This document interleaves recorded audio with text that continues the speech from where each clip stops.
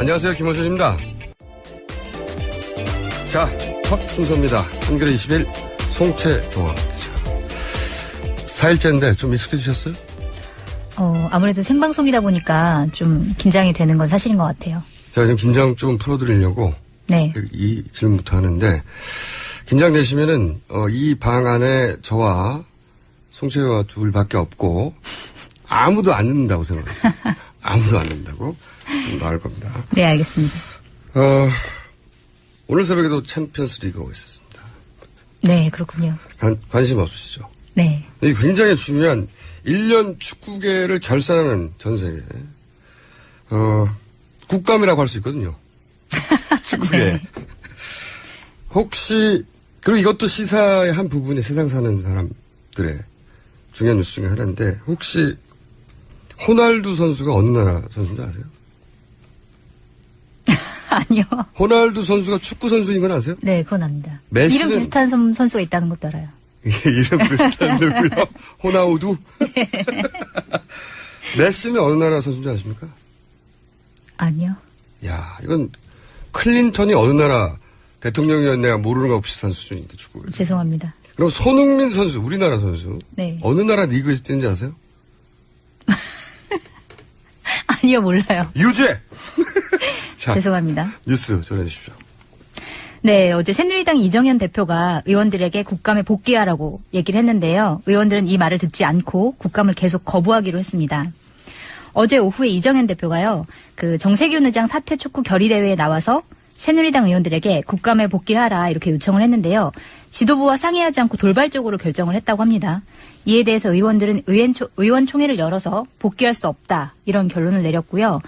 이정현 대표의 리더십에 일정 부분 타격이 가해질 수밖에 없다 이런 분석이 나오고 있습니다. 서청원 전 대표도 그렇게 하면 안 된다고 또, 그죠? 네, 같은 이게 뭐냐. 친구인데. 네, 네. 이렇게 얘기를 했습니다. 그런데 이제 이정현 대표에 대해서 이제 이런 부분이 있습니다. 당 대표지만 이제 겨우 재선이거든요. 네. 그리고 초선은 보궐로 했거든요. 그러다 보니까 이 국회의원들 사이에 이제 선수를 굉장히 중요하고, 굉장히 중요하게 생각하죠. 네, 굉장히 중요하게 생각하는데, 그런 부분도 좀 있고, 어쨌든 전통적인 정치인 출신이 아니다 보니까 네. 선거리 아니다. 이런 부분도 있다. 그런 분위기 하에서, 물론 그것만은 아니지만 이런 결정에 대해서 당내에서 반발이 좀 있는 그런 배경으로도 하나 이해할 수 있습니다. 네. 이 부분은 제가 잠시 후에 이어지는 내부자 둘 코너에서 한번 자세히 물어보도록 하겠습니다. 어떤 분위기길래 당대표가 하라고 그랬는데 안 한다고 하느냐. 네. 어쨌든 곤란해진 상황이군요. 네, 그렇습니다. 그리고 또 이정현 대표가 토론회에 나와서 박근혜 대통령의 최측근인 최순실 씨가 관여한 의혹을 받고 있는 미르재단과 K스포츠재단의 모금을 세월호 모금과 비교를 해가지고 논란이 되고 있는데요. 어제 방송기자 클럽 토론회에 나온 이정현 대표가 그 두 재단이 짧은 시간에 800억 원의 출연금을 모은 의혹에 대해서 이제 질문이 나왔더니 세월호 때도 900억 원을 금방 모으지 않았냐 이렇게 얘기를 했습니다. 그래서 일각에서는 대통령 비선 실세가 개입한 강제 할당 모금 의혹을 전 국민적 애도 분위기 속에서 이뤄진 자발적인 세월호 참사 모금과 비교한 것을 두고 비판이 나오고 있습니다. 이거는 뭐 비판을 받을 수밖에 없네요. 세월호는 비극이었고요. 이 재단은 비리 의혹이 있는 거거든요. 네. 둘을 같은 선상에 놓는 자체가 큰 실수네요. 네. 자, 다음 뉴스 전해주십시오. 네. 경찰의 물대포를 맞고 숨진 백남기 농민에 대한 부검 영장이 결국 발부됐는데요. 서울중앙지법은 어제 한 차례 기각한 적이 있는 백 씨에 대한 부검 영장을 발부했습니다. 유가족들은 부검을 반대하고 있어서 충돌이 예상되는데요. 법원은 영장에 이례적으로 4가지 조건을 달았는데요. 먼저 유가족이 원하면 서울대병원에서 부검을 실시하고 유족이 지명하는 의사 2명, 변호사 1명을 부검에 참여시켜야 한다고 밝혔고요. 또 신체 훼손을 최소한으로 하고 부검 과정을 영상으로 촬영해야 한다. 이런 조건을 달았습니다. 저는 근데 이 조건이 유가족을 배려하는 것처럼 보이긴 하지만 네. 사실상 무의미하다 이런 생각이 들어요. 네. 왜 그러냐면 우선 유가족은 이미 거부를 했잖아요. 하지 않겠다고. 그렇죠. 그리고 이것을 협의하라고 했거든요. 합의가 아니라. 협의한다는 얘기는 의논해보라는 얘기거든요. 네. 근데 유가족은 거절할 거란 말이죠. 경찰은 협의를 시도했으나 유가족이 거부했다. 이러면 그 다음부터는 뭐가 생기냐면 강제 집행의 권한이 생깁니다. 네.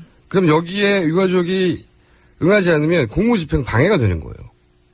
그렇죠. 이제 남은 수수는 법적으로는 법은 감정을 따지지 않으니까 이 영장의 조건이 달리는 게 굉장히 이례적인데 유가족을 배려하는 마음 씀씀이가 담겨 있을지는 모르겠으나 실제로는 무의미하다.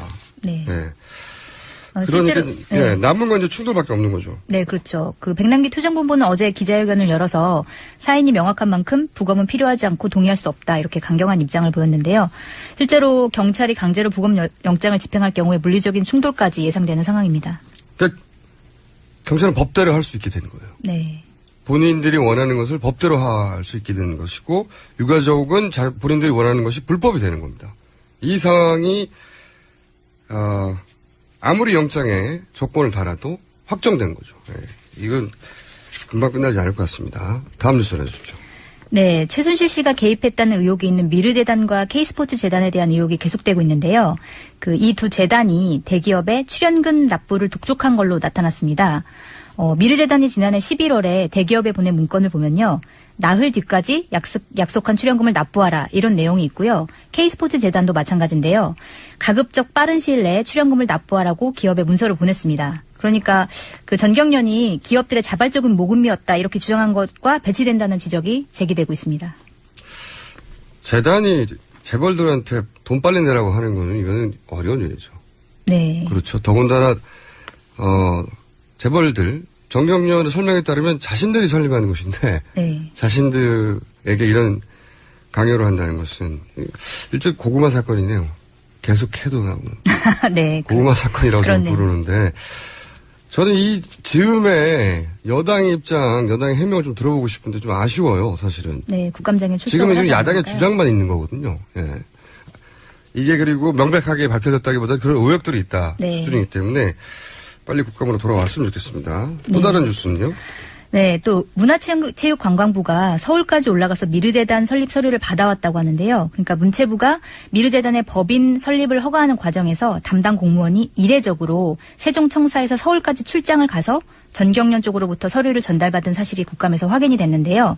그러니까 몇 시에요? 네, 오후 5시에 서류를 받아서 퇴근 후에? 네, 아니죠. 5시는 아직 퇴근 후는 아닐 것 같은데요. 5시에 서류를 받고 이제 퇴근 시간이 지났겠죠. 그 다음에 서류를 받았지만 서류를 처리하려면 돌아가야 되니까 네. 퇴근 후가 되는 거고. 네네, 그런 그렇죠. 의미인데 제 질문은. 네, 맞습니다. 그래서 8시 반에 결제를 8시 반에. 마쳤고요. 그다음에 네. 밤 9시 반에 재단 등록이 완료됐다고 합니다.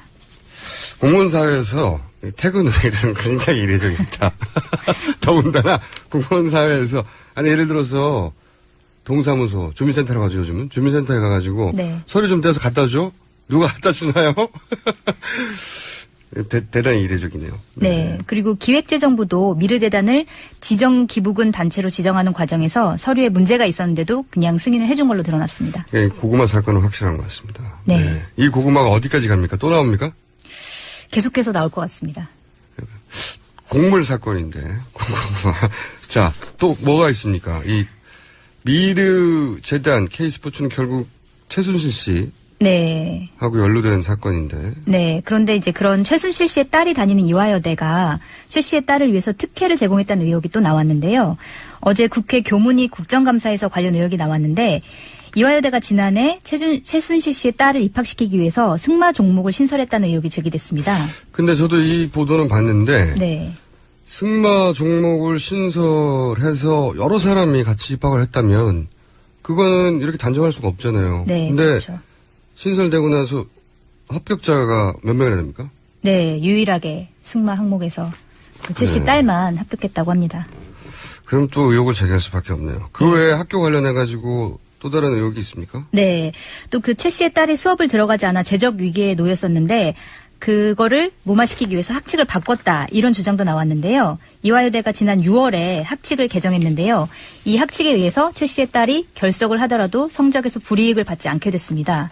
그런데 공교롭게도 이 학칙 개정은 최순실 씨가 지난 5월에 이화여대를 찾아가서 지도교수를 교체한 지 얼마 안 돼서 이뤄진 거라고 하는데요. 게다가 학칙은 1학기가 시작되는 3월로 소급해 적용되는 것으로 나타났습니다. 그렇군요. 그러니까 유일하게 합격했고 학칙에 적용되는 것도 그분의 딸이고. 네, 그렇습니다. 네, 이거 의혹을 제기할 만합니다. 반론을 받고 싶은데 잠시 후에 직접 물어보기로 하고 오늘 여기까지 하겠습니다. 감사합니다. 네, 감사합니다. 손채경화 기자였습니다. 한겨레 21일.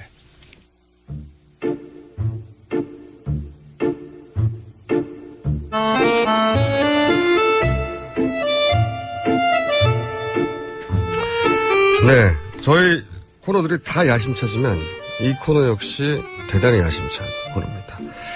내부자 둘. 네. 원래 이 두 분은 전 방송에서도 계셨던 분들입니다. 하지만 오늘 두 분이 새롭게 태어납니다. 이제 소개해드리겠습니다. 새누리당의 김성태 의원님. 예, 안녕하세요. 김성태입니다. 더불어민주당의 안민석 의원님. 네, 경기 오사 출신 안민석입니다. 네.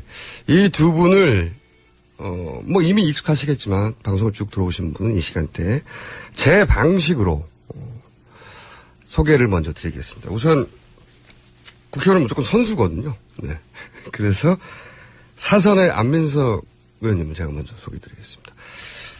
개인적으로 이분과 인연이 굉장히 깊습니다. 오래 알아왔고. 그런데 이제 저는 이분을 무줄도사라고 부릅니다. 무줄도사. 왜 무줄도사라고 부르냐면, 국회의원들이 이제 대표를 뽑는다든가 각종 중요한 사안이 있으면은, 본인과 비슷한 성향의 정치적 지향이 비슷한 분들과 함께 세를 이루게 되고, 그걸 우리 세간에서 흔히 줄을 쓴다고 하죠. 개파 정치. 네. 안민석 의원님도 물론 본인과 정치적 지향이 비슷한 분들과 함께 이렇게 줄을 쓰기도 하는데, 줄을 잘못 쓰는 것으로. 어떻게 그걸 잘 아시네. 잘못 쓰는 것으로, 그러니까 무줄이라는 것은 줄을 안 쓴다는 게 아니고, 줄을 잘못 써가지고 좀 있으면 줄이 없어집니다. 왜냐하면 줄을 잘못 써서, 진다든지 해서 그 줄이 사라지고, 그런데도 이분은 또 유명한 것이 의리가 있어요. 의리의 남자가지고 마지막까지 줄에 서 있어요. 그러다 보니까 어느 순간 줄에 아무도 없어요. 혼자 서 있다. 허벌판에. 정봉주 줄 선 것밖에 없는데 무슨 말씀 이렇게 그래서 하시는 제가 건데. 무줄도사다. 이분이 줄을 서는 곳에는 줄이 사라진다. 그래서 무줄도사라고. 아주 잘 보셨네요. 솔직히. 무개파 정치하는 훌륭한 정치인 무게파 하면은 그게 훌륭하게 들리는데 줄을 쓰긴 서요. 근데 줄이 없어진다는 게 문제예요. 무줄도사다. 정봉주를 제 줄에 세운 것밖에 없어요. 근데 중요한 것은 네. 줄을 서지 않고도 그래도 공천은 어김없이 사선하는데 아무 오사 시민들이 똑똑하셔서 수도권 내리사선을 만들어 주셨습니다. 수도권 사선 대단합니다. 정말. 그래요? 내리사선. 아무나 사선할 수는 없어요. 내리사선요. 진짜. 그러나 상임위원장을 한 번도 못한. 이거 말이에요. 제가 이 헌정사 68년인데 대한민국 헌정사 68년 동안에 4선 국회의원이 아마 상임위원장을 하지 않은 것도 기록을 지금 깨고 있습니다. 지금. 네. 양보를 참, 하도 많이 그만큼- 하다 보니까 이렇게 됐습니다. 그래서 제가 괜히 무줄도사가 아니라 무줄도사, 도사의 경지 이러는 겁니다, 이제. 자, 여기까지 하고요. 김성태 의원님과는 아주 오랜 악연이 있습니다. 모르실 텐데 잘. 때는 2011년입니다. 당시, 당시는 시민단체에서 완전 무소속이었죠. 네. 박원순 후보, 그리고, 나경원 의원, 서울시 보궐선거에서 맞붙었습니다. 당시 김성태 의원님은, 나경원 후보의 선대본부에 계셨고요. 저는 반대편을 지지하는 시민 측에 있었는데, 그때 이제 나경원 의원 1억 피부과 사건이 있었고, 그때 저와 김성태 의원은 원수가 되었습니다. 참. 게다가 여기서 끝나는 게 아니에요. 게다가 그 다음 박원순 서울시장의 재선 때 상대 후보는 정몽준 후보였습니다. 정몽준 후보의 캠프에 또 계셨어요. 그런데 이분이 서울시 산하 방송에 나와가지고 저하고 외나무 다리에서 만난 겁니다. 예. 외나무 선생님이라고 제가 부르기로 했습니다. 참, 원수는 예나무 다리에서 만난다고. 네. 사실 제가 이 방송을 참여하는 게 특히 우리 새누리당 그 지지자들 분들께서 상당히 의아하게 생각을 할 거예요. 네. 근데 만일 제가 이 방송을 출연 안 한다면은 김어준 공장장과 안민석 의원이 이 두 분이 어떤 작당을 할지 어떤 방송이 나갈지 또 저희들이 알 수가 있겠습니까? 현장에 있어야 된다. 예, 그러니까 제가 김원준 공장장한테 이왕 방송 출연한 거 제가 한 말씀 드리겠습니다.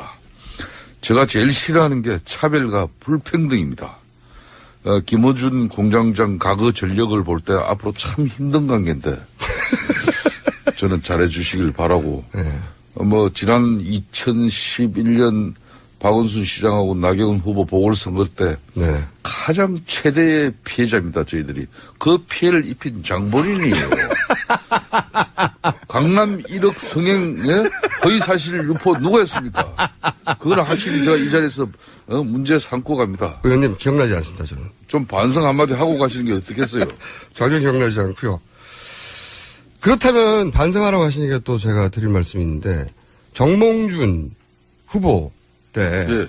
방송에 나오셔가지고 아마 그 복수였던 것 같은데 박원순 서울시장 사모님에 대해서 성형 의혹을 또 제기하셨어요. 그렇죠? 아니, 제가 그때 이제 정몽준 서울시장 후보에 제가 선대본부장이었어요. 네. 새누리당 서울시당 위원장으로서. 제가 뭐 방송에서 그 부분을 언급한 게 있습니다. 네. 우리 국민들이나 서울 시민들이 볼 때 나경원 의원의 얼굴과 박원순 시장 당시 후보의 사모님의 얼굴과 누가 더 자연스러워? 누구 얼굴이 자연스러운지 그거는 우리 국민들이 알 수 있다는 그런 얘기죠. 그런 식의 문제긴 그런데 하네. 우리는 지난번 나경원 후보가 박원순 시장한테 절 때 잊지도 않은 그 강남 1억 성행 그 아직도 피복과 화가 났어. 사건으로. 아직도. 화가 나죠. 그럼. 아직도 화가 풀리지 않는 원수 김성태 상태인데. 의원님은 네. 긴장하시거나 거짓말하실 때 특징 한 가지가 있어요. 코가 벌렁벌렁 그러시거든요. 지금 아주 코가 아주 장난이 아니네요. 근데 이 이야기가 끝나지 않은 것이 근데 그 이후로 한 번도 이 문제 제기를 하신 적이 없어요. 왜 그러셨어요? 그렇게 사모님에 대해서 문제 제기를 하고 아니, 제가 이제 그 뒤에 박 시장 네 분과 저희 안사람과 이렇게 같이 식사를 한번 했어요. 아 그래요? 근데 그때는 또 보니까 박 시장 사모님이 아주 평온한 상태였어요. 그래서 제가 그 뒤로 또 같이 식사도 하면서, 네. 특히 이런 부부지간에 이렇게 싸울 때는 싸우더라도, 네. 그런 시간도 있었는데, 크게 반성하셨어요? 더 이상 제가 그 부분은 문제 삼지 않았어요. 반성은 김어준 공장장이 해야지 왜 제보고 하라 그럽니까? 그러니까 실제로 보시니까 자연스럽던가요? 그때는 조금 평온한 상태였어요. 자, 이런 원수 시간에 만났는데, 일 본격적으로 시작하기 전에 올해 서로 아신 분들이지만 서로, 디스 하나 하고 칭찬 하나씩 해주십시오. 어떤 분들인지 저희가 파악할 수 있도록. 우선 선공을 해주시죠. 선수가 높으신 분께서. 김성태 의원님 장점이 많으신 분인데요. 그러나 아닙니다. 장점을 한 가지를 말씀을 좀 드리고 싶은 게 단점부터 말씀해 주세요. 단점부터요. 네. 장점부터 할게요. 장점부터.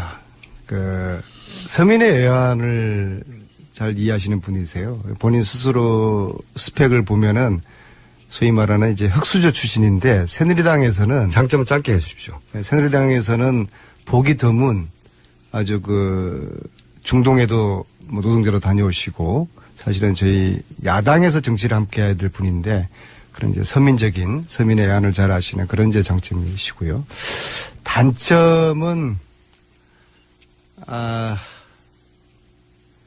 은큼하세요. 김 의원님이 그건 좀 자세히 얘기해 주십시오. 예, 정말 산전수전 다 겪은 공중전까지도 겪은 분이기 때문에 수가 아주 높고 복잡해요. 그래서 저분이 어떤 생각을 가지고 있는지. 정치적으로 은큼하다? 네, 정치적으로, 진짜 사람도 조금 은큼한 데가 있어요. 그런데 저는 네. 저분이 속내를 비치거나 또 거짓말을 하실 때는 거짓말을 하실 때는 코가 벌렁벌렁 그래요. 그래서 저는 저분이 지금 거짓말을 하시구나 아니면은 조금 긴장되거나 흥분되시구나 딱 그걸 보려고 그러면 저분의 코를 보면은 저는 바로 또 파악을 할 수가 있습니다. 자주 벌렁거리나요? 네. 자주 그래요? 그 정도는 맞죠. 아니요. 이렇게 보통은 본인의 감정 조절을 굉장히 잘하시는 분인데 네. 코가 벌렁벌렁한 그 순간 참 그렇군요. 네, 좀 재밌어요. 속내를 잘 알 수 없다. 공격이 좀 약한데. 제대로 한번 공개해 주시죠. 저는 참 우리 안민석 의원님은 내년 대선을 앞두고 저희 새누리당이 민주당에서 가장 경계해야 될 사람 중에 한 사람이 바로 저 어른입니다. 보직도 없는데요. 보직도 없고 뭐 사선하면서 주요 당직도 한 번도 안 하고 그러니까 무줄도사. 예, 무줄도사는 틀림없는데 그래도 저분은 항상 동료 의원들을 배려하고 자기는 그런 당직이나 또 주요한 직책을 하지 않으면서도 동료를 늘 양보하는 미덕을 가진 사람이에요. 그러면서도 제가 보기에는 더불어민주당에서 가장 뛰어난 전략통이고 기획통이에요. 그리고 교육 전문가입니다. 사선하면서 국회 교문위에서 한 번도 그 자리를 떠지 않고 터줏대감을 하고 있다는 것은 이거는 참 우리 국민들이 인정을 해줘야 되죠. 그리고 제가 작년에 예길이 여야 간사를 하면서 서로 이렇게 같이 파트너를 했는데 상당히 따뜻한 인품이 있는 사람이에요. 그러나? 또 갈등을 풀어가는 능력도 탁월합니다. 그러나? 그렇지만은 한때는 우리 새누리당에서 야당 민주당의 악동 3인방 중에 한 사람이 바로 저 사람입니다. 악동 3인방. 교문위 간사 시절에 무려 2년 동안 이 주요 법안을 특히 우리 새누리당이 국정 운영상 꼭 필요한 법안을 단 한 건도 처리해 주지 않은 유명한 사람이에요. 2년이 아니라 4년입니다. 4년 동안. 그러니까 한마디로 교문위의 트러블 메이커로 불리기도 하죠. 그만큼 교문위가 돌아가는 프로세스를 완벽하게 자기는 가지고 있다는 거고 제가 마지막으로 이 사람 좀 비판 아까 좀 날 엉큼하다 근데 나는 내 성격은 아주 직설적입니다. 국회에서도 가장 사나이로 제가 소문나 있는 사람인데. 누구한테 소문났죠? 의원들 전체 다 그랬죠. 근데 우리 안민석 의원은 상대방에 대한 비판을 아주 교묘하게 이 칭찬처럼 하시는 분이에요. 제가 늘 그게 당합니다. 그래요? 앞으로도 방송하시면서 지켜봐요. 알겠습니다. 그러면은. 사선 의원 답지 제 생각에는 조만간 검색어로 김성태 코 나올 것 같고요.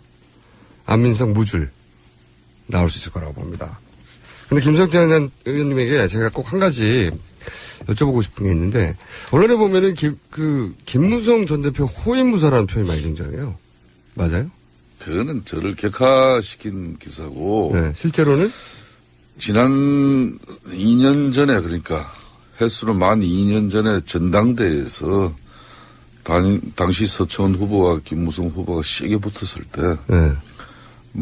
사실상 어떻게 보면 한 후보는 전폭적인 지원을 받고 있었는데 김무성 후보는 사실상 어려운 상황이었죠. 그때 두려움 없이 김무성 당시 후보를 지원했기 때문에 모든 것을 제가 다 동원해서 도왔기 때문에 그런 이야기가 있은 거죠. 그때는 그랬는데 지금은 김무성 전 대표가 지지율이 떨어지는 마당이기 때문에 버리셨나요?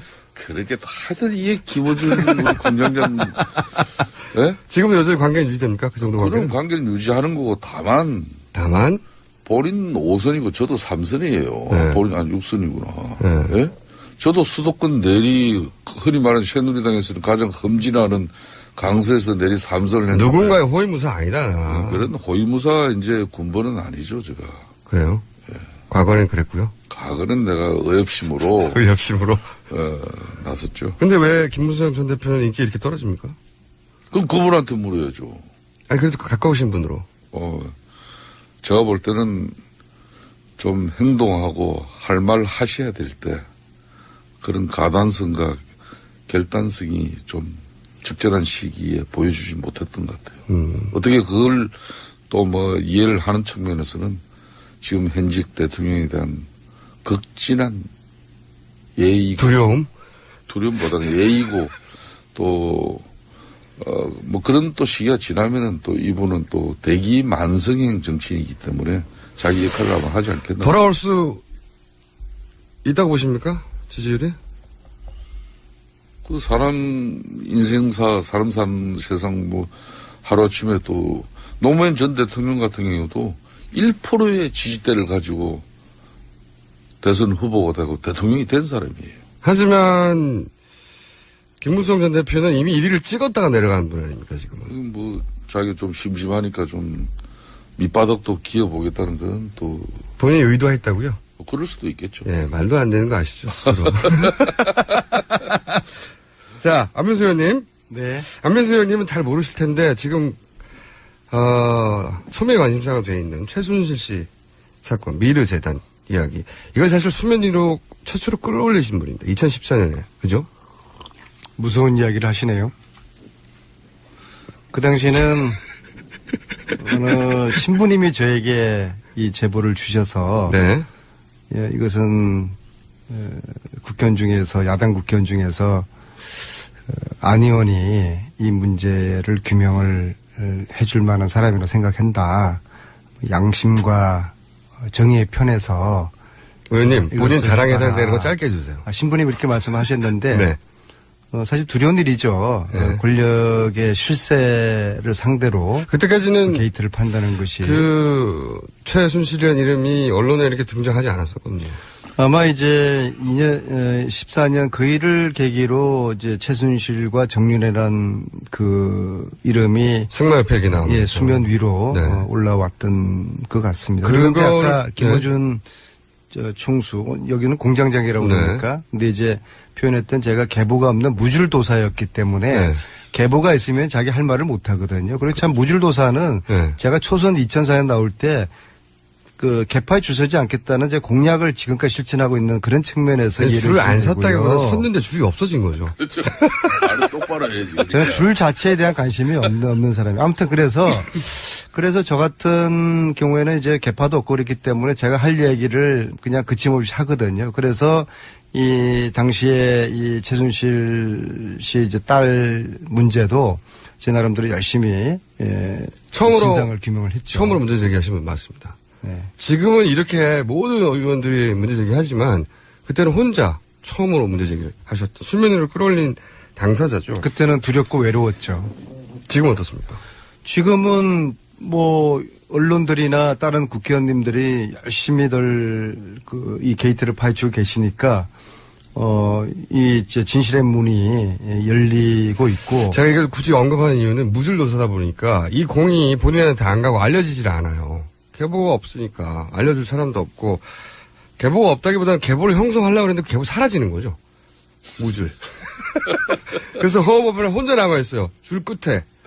그리고 줄의 흔적도 없고 무줄도사.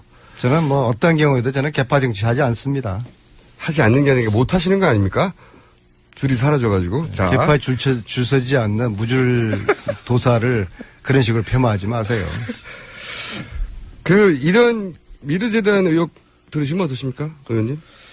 저는 원수 좀 선생님? 지금 솔직히 제가 뭐 그 문제를 적극적으로 최순실 씨에 대한 옹호를 할 입장은 없습니다. 그렇지만은 지금 특히 야당의 공세가 너무 섣부르고 미숙하다고 봐요.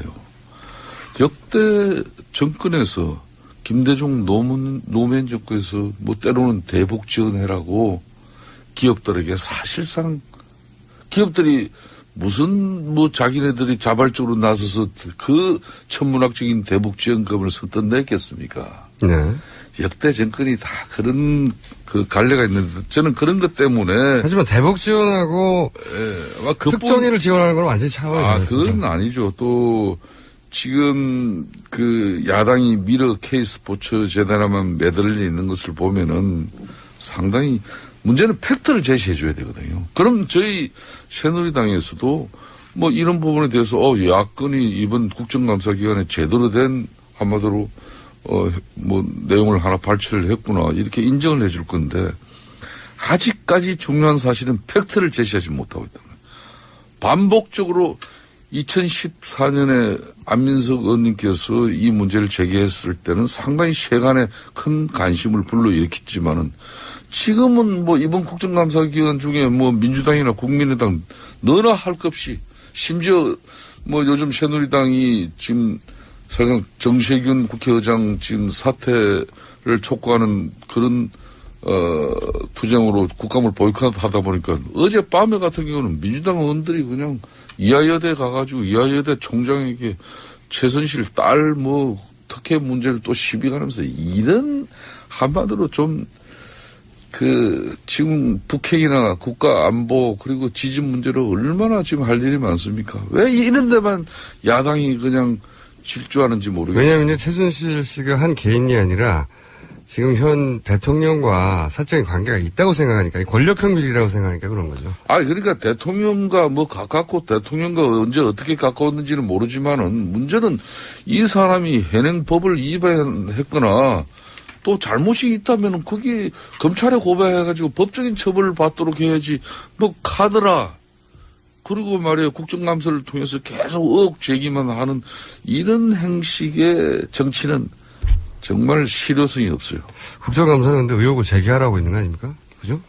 김성태 의원님은 지금 용기 있는 말씀도 해주셨고 또 한편으로 불일치한 또 발언도 해주셨어요. 코가 움직였어요? 지금 벌렁벌렁하고 계세요.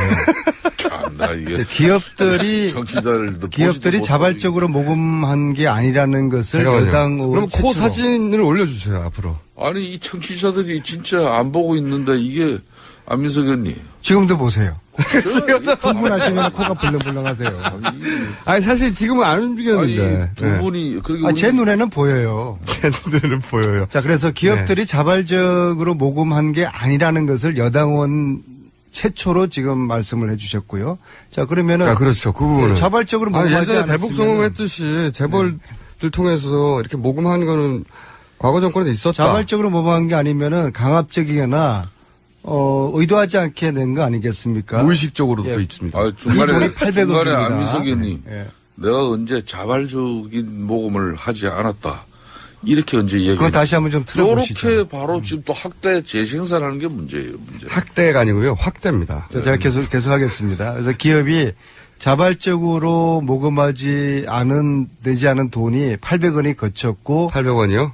800억이 네. 이 돈이 대통령 퇴임 이후에 활동하기 위한 재단 만드는데 활동하기 위한 거는 이제 의혹이죠. 그러니까 그래서 이제 게이트가 된 거죠. 그럴지도 모른다는. 국회라는 것은 이 권력형 비리라는 의혹을 규명을 해야 되는 책임이 있는 것이죠. 그래서 근데 이 게이트는 입증이 안 됐다는 거 아닙니까? 중요한 것은. 그걸 입증을 하기에는 10분의 1만 게이트는 입증해도 잘 되는 거거든요. 그래서 관련 증인자들을 국정감사 증인으로 저희들이 요구를 했습니다.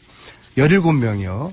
17명 중에서 단 한 명도 증인을 수용하지 않는 것이 여당이거든요. 그래서 여당에 한두 명이라도 수용을 해주면은 그런 대로 좀 넘어갈 수가 있겠는데 단 한 명도 안 해주고 있어요. 이거 왜 그럴까? 그래서 저희들이 어제 국정감사 하다가 말고 이대 총장 면담을 시도를 합니다. 왜? 증인으로 안 나오니까. 이대가 특정 학생을 위해서 여기 특정 학생이라는 거는 최순실 씨의 딸인데요. 특정 학생을 위해서 학칙을 개정을 한 의혹이 있다. 왜냐고 그러면은 그 딸은 지금 외국에 가 있는 걸로 알려져 있지 않습니까? 그래서 기존의 이대 학칙에 의하면은 외국에 있는 학생에게는 출석을 6분의 1 이상 출석하지 않으면 F를 주도록 돼 있어요. 그럼 학생 경고를 맞는 것이죠. 이것을 해결하기 위해 가지고 학식을 바꿨다. 국제 대회나 훈련하는 학생들은 출석을 대신할 수 있도록 그렇게 알겠습니다. 학칙을 바꿉니다. 그리고 그 바뀐 학칙을 이번 3월로 소급 적용을 하도록 알겠습니다. 이런 엄청난 학칙 개정을 하는 것을 확인을 하러 간 거예요. 이 부분에 대해서만 답변해 주시고 오늘 시간이 다 됐는데. 그렇습니다. 아니 안민석 의원님 주장대로 정윤회 씨, 최순실 씨 부부 과거 사이에 딸이 이제 이대를 다녔는데 그런 학사 관리 운영에 원칙과 또 그런 입장을 지키지 않고 학교 측에서 대학 측에서 특혜를 베풀었다 그러면은 만약에 교육부가 대학 관리 운영 거기 지침에 따라 가지고 처벌하면 되는 것이죠. 네, 아직 근데 처벌 안 했잖아요. 그런데 이걸 마치 안민석 의원님은 지금 빠진 게 있는데 마치 박근혜 대통령하고 어떻게 지금 결부를 시킬 것인가. 이 K스포츠나 미러재단 같은 경우도 박근혜 대통령이 퇴임 이후에 그 재단을 발판으로 활동할 것이라는 거 아무런 사실 팩트 없는데 또 왜 정인 이야기했는데 지금 그 자발적인 지금 모금에 코가 약간 움직이십니다. 참여한 정경련 부회장이 정경련이나 그 기업들 자발적으로 한 거지 아무런 정부하고 관계가 없다고 이미 입장을 성명서를 내고 발표했는데 뭘 지금 말씀을 하시나요? 당사자가 밝혔는데 그럼요. 옆에서 껴서 할 얘기가 뭐가 있냐는 국민들이 거죠. 궁금해하는 것을 규명하지 않고 넘어간다 그러면 국회가 필요 없는 것이죠. 그래서 정인을 요구를 하는 것이고 그러니까 안민석 그 정인을 통해서 이런 저는 합리적인 의심에 대한 저 이런 싸우는 분위기 너무 좋아요. 해소를 해 나가면 되는 것이죠. 그게 국회의 역할인 것이고요. 지금은 북한이 의원님들 욕하셔도 됩니다. 17명 정인 중에서 절반만 내놓으세요. 아유 좋아. 절반이 아니라 한 명도 못 내놓게 어떻게 하는. 민주당은 북한의 핵미사일 개발에 대해서는 그렇게 이 간주하십니까? 분위기 너무 좋아요. 서로 막 왜 난데없이 대한민국 국가를 위해서 사드 배치를 서로 갖다가 안 듣고 막 그걸 국회하고 반대하시는 당이 어디 있습니까? 네, 그대로 국회를 복사. 지금은 최순실 게이트를 이야기를 하고 있는 중인 거고요. 이거 사드하고는 그런 거 무관한 걱정하시라는 거 것인데. 이거예요. 왜 그 국감기간 중에 말이에요. 일개 사생활을 가지고 이렇게. 아니 사드도 걱정해야 되고 권력형 비리도 걱정해야 저는 되고 국민들 관심사에 대해서 다 관심 가지고 걱정해야 저는 되는 이 것이죠. 코너가 참 성공적이 될 것이라고 이런 나쁜 분위기 속에서라면 꼭 성공할 거랍니다. 성공할 것을 저는 확신합니다. 두 분이 벌써 들어올 때하고 표정이 서로 달라요. 웃음기가 사라졌고 서로에 대한 증오의 눈빛. 아주 좋습니다. 이 분위기로 쭉 이어가기라고 오늘은 좀 맛배기였고요. 격렬하게 내부자 둘이 아니라 내부자 두 분이 도사와 선생님께서 외나무단에서 마주치는 것으로. 오늘은 아쉽습니다. 시간이 짧아가지고 그죠? 제대로 격돌하기 시작했는데 오늘 여기까지 하겠습니다. 무줄도사 그리고 외나무 선생. 앞으로 이런 말씀 안 드리겠습니다. 두 분이었습니다. 감사합니다. 네, 감사합니다.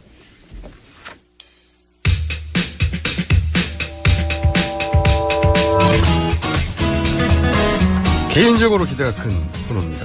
네, 국제뉴스를 들여다보는 시간인데요. 전 르몽드 디플로마티크 굉장히 고급지죠. 전 편집장이자 현 편집위원 사단법인 인문결 연구소입니까? 네, 맞습니다. 결. 어떻게 읽어야 됩니까? 인문하고 결 연구소를 인문결 연구소 이렇게. 인문결 연구소에 임상훈 소장님 나오셨습니다. 안녕하세요. 네, 안녕하십니까. 자, 국제뉴스가 왜 중요합니까? 사실 우리 사회 쳐다보느라고 바쁘죠. 네. 근데 이제 사회를 본다는 게 시간을 통해서 공간을 통해서 또 이렇게 보는 거 아니겠습니까?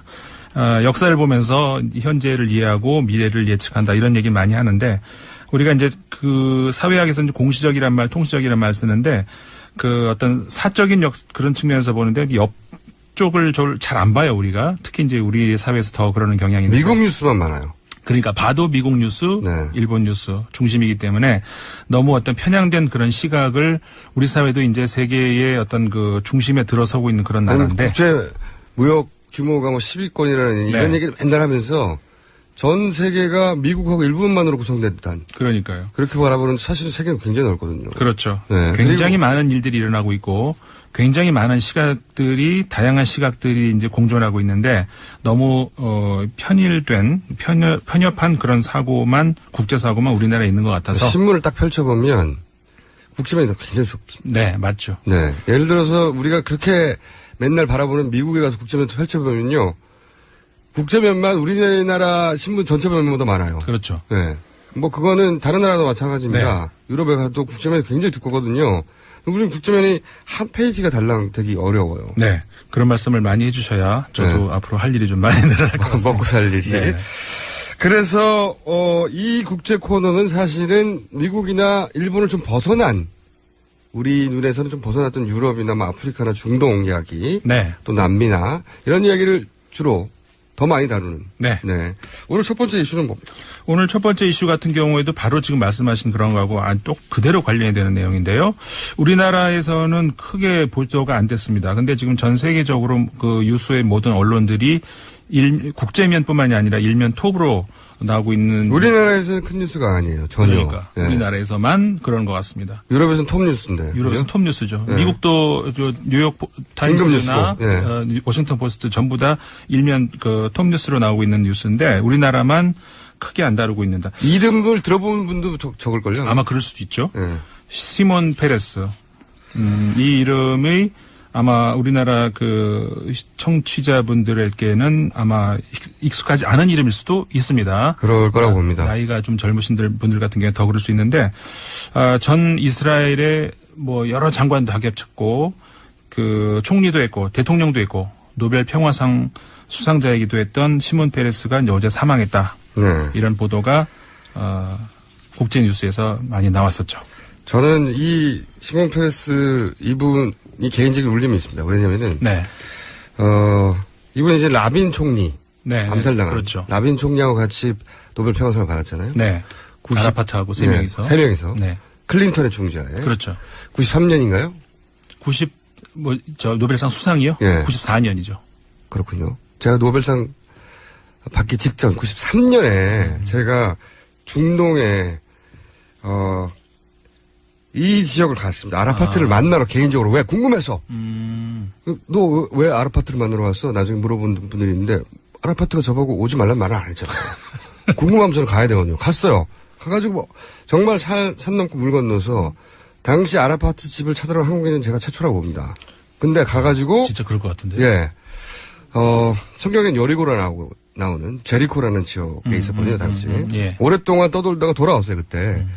그 돌아왔다는 소식을 듣고, 왜냐면 평화무도가 있었지 않습니까, 당시에. 네. 그래서, 어디인지 알게 된 거예요. 그래서 산 넘고 물 건너 전체 갔어요. 가가지고 현지인 안내를 받아가지고 막 물어봐서 그 집 앞에 딱 간 순간 제가 깨달았어요.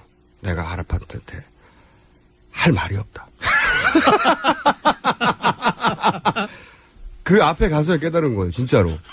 왜냐면 궁금하면 가야 되니까. 갔는데 그 앞에 가니까 할 말이 없는 거예요. 그렇게 해서 어떻게 했어요? 그래서 그 집 앞에서 2층에 회백색 집입니다. 네. 아직도 눈앞에 생생한데 그 집 앞에서 기대가 사진 찍고 왔어요, 그냥. 그 이후로는 아라파트를 저는 만났다고 합니다. 개인적으로 굉장히 친근하고. 근데 이제 아라파트가 당시 시몬 페레스하고 동지이자 라이벌이죠. 그렇죠. 예. 카운터 파트너였고. 우리로 치면 김대중, 김영삼? 아라파트하고 시몬 페레스는 그런 입장이라기보다는 네. 어떻게 보면 이삭 라빈 총리하고 네. 암살당한 아라파트가 아니라 페레스와 그렇죠. 라빈이. 둘이서 김영삼, 김대중 그런 관계였다고 볼 수도 있죠. 전두환, 노태우 이 관계로 볼 수도 있습니다. 예. 그거보다는 좀 출신이죠. 길었죠. 길지만 군 출신이라는 점 때문에 제가. 그렇죠. 네. 네. 이 시몬 페레스나 라빈 총리 아라파트를 모르고는 중동 역사를 이해할 수가 없죠. 그렇죠. 네. 사실 뭐 중동 역사가 이 세 사람 그러니까는 그 프랑스의 르몽드 신문 같은 경우에는 시몬 페레스를 이렇게 일컬었어요. 이스라엘 현역 물론 지금 이제 어제 사망했습니다만 현역 정치 지도자 중에서 가장 오래된 하지만 가장 덜 이스라엘스러운 인물이다. 왜냐하면은 그 다른 이스라엘의 그 어떤 정치 지도자들과는 조금 다른 어떤 시오니즘을 가지고 있었던 사람이거든요. 네. 이제 그럼에도 불구하고 어쨌든 간에 이스라엘의 건국 초기부터 지금까지 모든 그 이스라엘의 현안들을 다 겪은 특히 이제 그 중에서 정말 그 운명의 카운터 파트너 그 아라파트와의 어떤 역사적인 그 오슬로 협정 네. 체결 이런 것들이 노벨 평화상을 받게 만들죠. 그렇죠. 그게 이제 93년이었고 그래서 94년에 노벨 평화상을 받았는데 그게 사실은 그 명운이 거기까지 당했던 거죠. 알겠습니다. 시간이 부족한데 이거 한 번 더 다루죠. 네. 오늘은 여기까지 해야 되겠고 네. 왜냐하면 다룰 게 많거든요. 엄청나게 많죠. 네.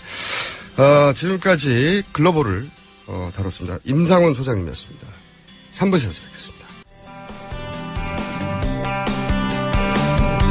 네, 3부 시작하겠습니다.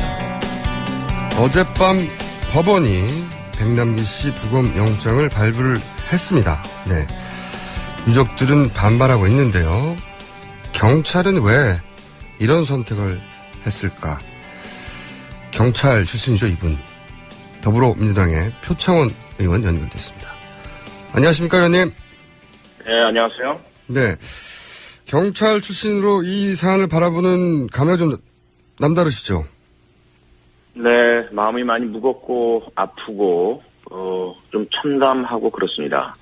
저희가 굳이 경찰 출신을 섭외한 이유 중에 하나는 이 사안에 대해서 우선 성격 규정을 이철성이죠, 참 죄송합니다. 이철성 경찰청장은 이렇게 얘기했습니다. 백남기 씨 사망은 변사다. 변사. 사실은 여기서부터 이야기를 시작하는 게 맞는 것 같은데 우선 경찰에서 변사라고 규정하는 사건은 어떤 사건입니까?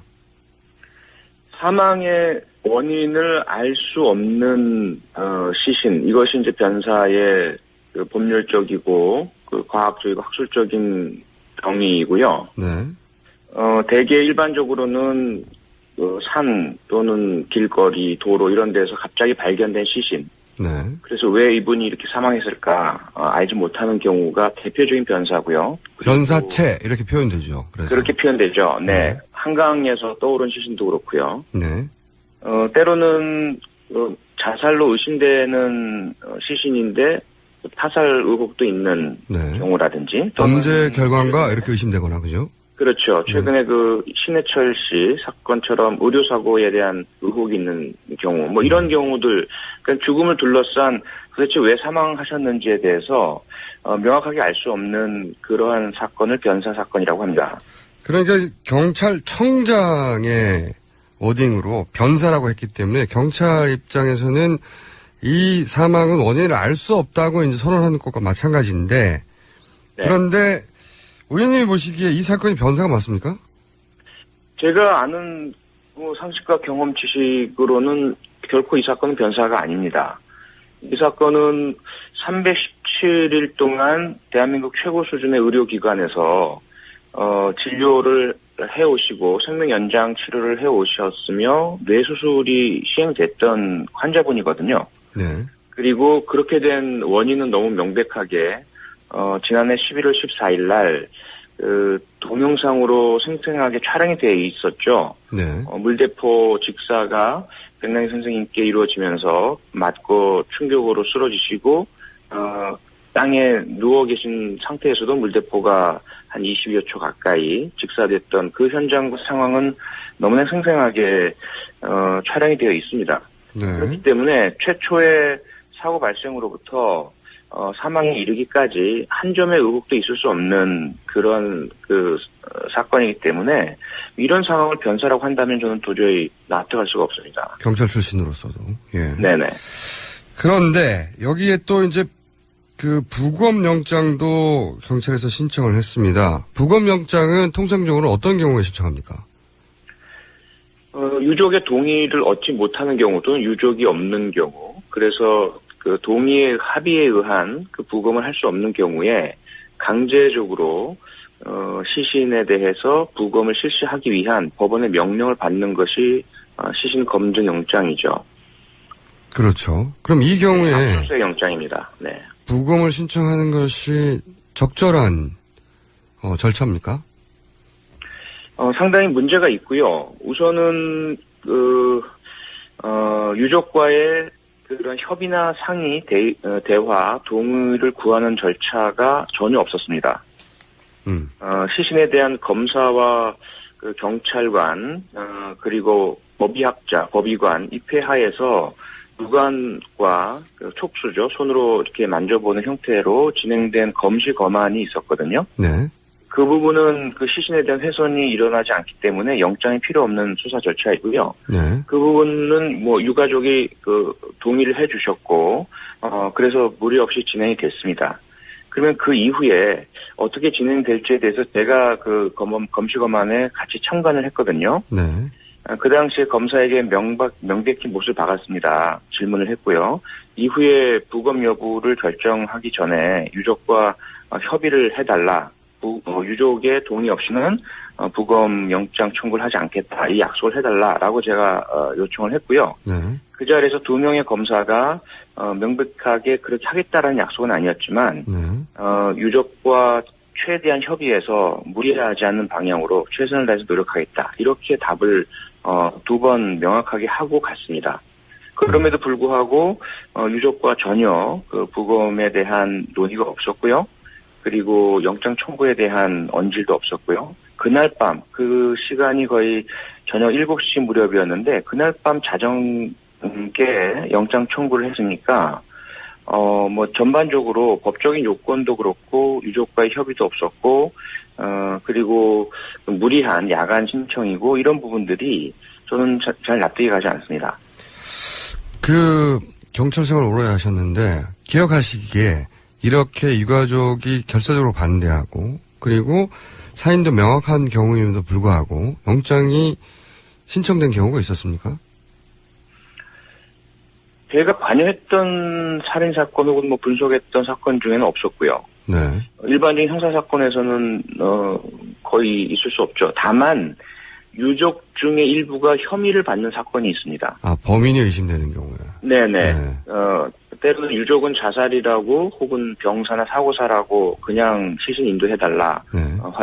화장을 하고 장례를 치르겠다라고 했는데 타살 혐의점이 해소되지 않아서 경찰이 유족을 설득하고 부검하자. 유족 사이에도 의견이 갈릴 때. 예, 그렇죠. 유족 사이에도 의견이 갈리죠. 되게 그런 경우에는요. 그래서 그 설득이 안 되고 동의가 이루어지지 않을 경우 법원의 검찰을 거쳐서 영장을 청구해서 강제적인 부검을 시행하는 사례들이 있었죠. 하지만 대개 그런 경우에도 그 과정을 통해서 반대하는 유족들도 동의는 아니라 하더라도 무기나 수긍 상태가 됩니다. 그래서 그렇죠. 부검을 실시하는 과정에 물리적 충돌이 있다거나 시신을 둘러싸고 형사 사건에서 네. 강제적인 뭐 경찰력이 동원된다거나 이런 일은 제가 알기로는 없습니다. 그러니까 유족 일부가 반대하는 경우가 분명히 있는데 유족끼리도 야 이건 자살이 아닐 수 있잖아 라고 의문을 제기하는 부분이 있을 수 있고 그러면 경찰 입장에서는 그런 의혹이 있다면 밝혀야 할 의무가 있으니까 그런 경우에는 유족들끼리 의견이 갈리더라도 할 수는 있는데 그런 전례는 있는데 이렇게 유족 전체가 한마음으로 하지 않겠다고 하는데도 경찰이 강제로 하겠다는 경우는 의원님 기억으로는 없다는 거죠. 네, 그렇습니다. 그리고 자, 지금 네. 국가수 발표 통계에서도요. 네. 경찰이 변사로 그 접수해서 네. 내사하던 사건들 중에 실제로 부검이 이루어진 사례는 약 20% 정도에 불과합니다. 변사를 할지라도 나머지 대부분은 그 유관과 촉수 등으로 행한 검시 검안으로 네. 사인에 대한 판정이 끝나게 되는 경우들이 대부분이고요. 네. 그래서 유족의 반대에 불구하고 이렇게 변사가 아닌데도 부검을 강요하는 사례는 대단히 좀 무리하고 이례적이라고 볼 수 있죠. 네. 이건 의견이 아니라 이제 실제 경험한 사실에 대해서 말씀하시는 건데. 네, 그렇습니다. 네. 그런데 이제 어쨌든 영장이 발부가 됐어요. 그리고 영장에는 이제 전제가 있으면 조건이 가족과 협의를 하라. 그리고 가족이 원하는 조건에 맞춰줘라라는 전제가 붙어 있긴 합니다만 협의하라고. 가족은 이미 입장을 발표했단 말이죠. 협의할 생각이 없고 불가하다는 반대 입장을 지금도 유지하고 있는데 이럴 경우에 경찰이 이제 협의를 시도해도 협의가 안 되는 게 뻔하단 말이죠. 네네. 네. 그럼 다음에 벌어질 일은 당연히 경찰은 법에 의해서 강제 집행할 권한이 생기지 않습니까? 네. 그 다음에 벌어질 일들은 어떤 수준이 될 거라고 보십니까? 힘의 대결이죠. 물리적 충돌이고요. 네. 그래서 저는 법원의 결정에 많은 조금 아쉬움과 의구심을 가지고 있는데요. 네.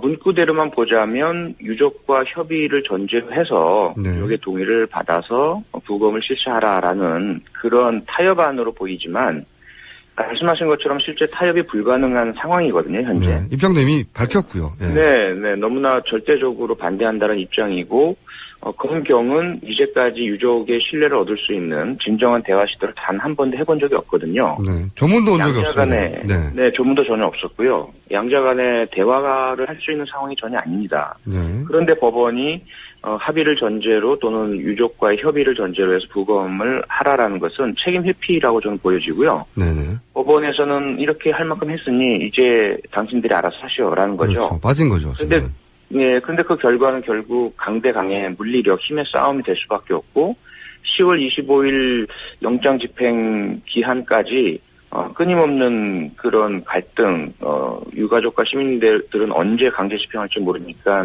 병원 장례식장 앞을 지켜야 되는 상황, 밤새도록.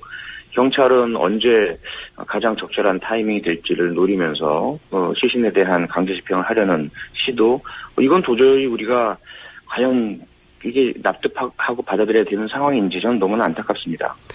그러면 이제 유가족의 입장에서 반대하는 그 집행을 경찰은 강행하려고 할 테고, 그러면 그 경우에 유가족들의 행위는 공무집행 방해가 되지 않습니까? 네, 공무집행 방해가 자동적으로 형성되는 것은 아니고요. 그래요? 앞서 법원의 영장에 그런 부대 조건이 달려있다 보니까, 네. 만약에라도 경찰이 그 강제 집행을 하고 반대하는 유가족이나 시민을 공무집행 방해로 입건할 경우에, 네. 그 건들은 나중에 별도로 또 법원에서 공무집행 방해의 정당성이 다투어지게 되고, 만약에 그 부분이 정당하지 않다라고 한다면 경찰관의 그 물리력 사용으로 인한 부상이나 피해에 대해서는 다시 또 다른 형사사건이 되고 대단히 복잡한 문제가 발생을 합니다. 네, 그렇게. 과거에 네. 시위 현장에서 그런 문제들이 있었고요. 쌍용자동차 농성 현장에서 경찰관이 그렇게 시행을 했다가 변호사를 대상으로 한 강제 연행이 불법이다라는 판단이 법원에서 내려지게 되고 해당되는 명령을 내린 중대장이 형사처벌을 받은 사례가 있죠. 그리고 그 판단이 이루어지는 건 또 한참 후고요. 법적 판단을 받아봐야 되니까. 그렇습니다. 당장은 그 기간 동안 고통받는 것은 유가족이고요. 그죠? 그렇습니다. 그리고 그 과정에서 경찰은 정당한 공무집행, 왜냐하면 정당한, 법적으로 완전히 정당한 영장이기 때문에 집행한다는 명분이 있는 거고요. 그러면 이제 충돌이 있을 수밖에 없고, 뭐 가족이 실려갈 수도 있고, 그 과정에서 또 언론에서는 이런 사안이 길어지면 충돌 과정을 영상으로 계속 보여주게 될 것이고, 그럼 또 혼란이 있다고 하게 될 것이고, 시간이 끌면 끌수록 유가족들은 지치고 불리해질 수밖에 없는 부분이 있지 않습니까? 맞습니다. 네, 정신적 심리적으로도 상처를 계속 가중받으시게 그렇죠. 됩니다. 체력은 한계가 있는 것이고요. 정신력도 한계가 있는 것인데. 자, 이 사안을 그 경찰 출신으로서 어떻게 푸는 것이 가장 슬기롭다고 보십니까? 의원님 개인의 의견. 제가 개인적 의견도 있지만 그 법원에서 추가 소명하라는 지시가 내려졌을 때요. 네. 저와 그 안전행정위원회 소속 우리 더불어민주당 의원들이 경찰청장을 방문했었거든요. 네네. 그때 제가 제시한 타협안이 있습니다. 네. 추가 소명 자료를 제출하지 말아달라. 그래서 재청구를 포기하는 형태를 취해달라는 거죠. 네. 영장. 그리고 가족과 협의를 해서 그 부분 저희들이 도와드릴 테니까 조문을 해주셔라. 그렇게 되면 유가족 측에서는 일단 장례를 치르실 수 있도록 저희들이 노력을 하겠다. 네. 그리고 제가 유가족 측에도 그렇게 제안을 드려서 상당 부분 동의를 얻어놓은 상태였습니다. 네네. 그렇게 되면 백남기 선생님의 사망에 대한 그 어떤 시민 사회적인 부분은 장례 절차로 종결이 될 수가 있거든요. 네. 그 다음에는 시비거리가 법원으로 넘어가게 됩니다. 네네. 그렇게 되면 이제 경찰에서 나름대로 뭐 로펌에 의뢰도 하고 그래서 대응을 해서 자신들을 지킬 수 있는 수단과 방법이 생기게 되는 것이거든요. 그런데 문제는 경찰 측에서 그런 제안을 받아들이지 않았고요. 네. 오히려 중재안 타협안 평화적인 해결안보다는 충돌과 혼란이 야기되는 것을 바라는 듯한 그런 결정을 계속 내리고 있습니다. 마지막 질문인데요. 네. 사실 이렇게 혼란이 있을 때 주무장관이나 혹은 청와대에서 지시를 하면 될 텐데 네네. 이 모든 일이 오로지 경찰 단독으로 판단하고 이루어진 거라고 보십니까? 왜냐하면 누군가 말릴 사람이 있어야 할 텐데요. 네네. 우선은 2005년 쌀 수입 반대 시위 때 농민께서 사망하신 사례와 좀 비교를 해볼 수 있는데요. 그 당시에도 경찰은 사과를 거부했고 책임 인정을 거부했는데 노무현 당시 대통령께서 대국민 사과를 하셨습니다. 그리고 경찰청장이 사퇴를 이끌어내셨죠. 본인의 반발에도 불구하고. 그런데 지금 지난해 11월 14일 그 민중총궐기 전에 이루어졌던 상황들을 보면 정부에서 강경한 사전 메시지들을 많이 내놓게 됩니다. 불법폭력에 강력 대응하라. 그리고 그날 오전 10시에 이미 경찰은 가포비상명을 발하게 되고요. 그러면서 이미 저녁 6시경에 시위가 본격화되기 전에 이미 강경 진압에 대한 결정은 정부 차원에서 내려져 있는 상태였습니다. 그리고 백남기 선생님 사망 이후에 쓰러지신 이후에 새누리당 의원들 또 황교안 총리, 법무장관, 관련 부처 장관들 협의회 대책위원회 이런 데서 계속해서 강경 발언들이 나오고 가이드라인이 만들어졌거든요. 이런 것들을 종합을 하면 경찰만의 판단으로 사과를 거부하고 조문 거부하고 강경 일변으로 나오는 것은 아니다. 청와대와 정부의 어떤 지침 하에서 이루어진 것이다라고 추정할 만한 합리적 의심의 여지들이 있죠. 알겠습니다. 오늘 여기까지 하겠습니다. 오늘 말씀 감사합니다. 네네, 고맙습니다. 지금까지 더불어민주당 표창원 의원이었습니다. 네, 삼공장 인터뷰 시간입니다. 치약 이야기 갑자기 등장했습니다. 가습기 살균제 논란이 있더니 이번엔 치약입니다. 치약. 네. 해서 소비자들이 치약을 만드는 회사 그리고 정부를 상대로 고발에 나섰는데 이 소비자들의 담당 변호사가 유명한 분입니다. 네. 강용석 변호사님 전화를 내보겠습니다. 안녕하세요. 네, 안녕하세요. 제가 직접 뵙고 싶었는데 스튜디오 네. 나오신다고 하셨다가 왜 안 오셨습니까? 아침에 또 재판이 있어가지고요. 네. 한가해 보이실까봐 안 바쁜데 안 나오신 거 아니에요? 저도 김어준 씨 굉장히 오래전부터 뵙고 싶었습니다. 네, 네. 저도 궁금한데 네. 꼭 스튜디오에 다른 사안으로도 나와서 네. 뵙고 싶습니다. 네. 오늘 한번 호흡을 맞춰보고요. 네. 호흡은 무조건 맞을 거예요. 네. 네. 서로 의견은 충돌하겠지만 여기 스피드와 호흡은 맞을 거라고 봅니다. 근데 이 소송을 맡게 된 이유가 어떻게 됩니까? 저희 이 기사가 처음 나고요. 네. 많은 저희 사무실에 있는 여러분의 변호사들이 계신데 다들 뭐 비슷한 전화들을 여러 군데서 받았다고 이거 뭐 뭔가 소송 같은 거 해야 되는 거 아니냐 뭐 이런 전화를 받았는데 저희가 그래서 변호사들끼리 다 모여서 좀 회의를 해봤는데 네. 뭐 이런 정도 일이라면은 집단 소송을 해도 괜찮지 않겠나 돈이 된다. 그런 생각을 했고 근데 일단 뭐 집단 소송 민사로 낼 때요 제일 문제가 이제 책임을 과연 누구한테 물리고 어떻게 될 거냐 이게 민사를 그냥 하면 원고 측에서 입증하기가 굉장히 어렵거든요. 네네. 그런데 저희가 이제 법률 검토를 해보니까 약사법 위반 혐의가 굉장히 짙은 것 같아서 네. 아모레퍼시픽이요.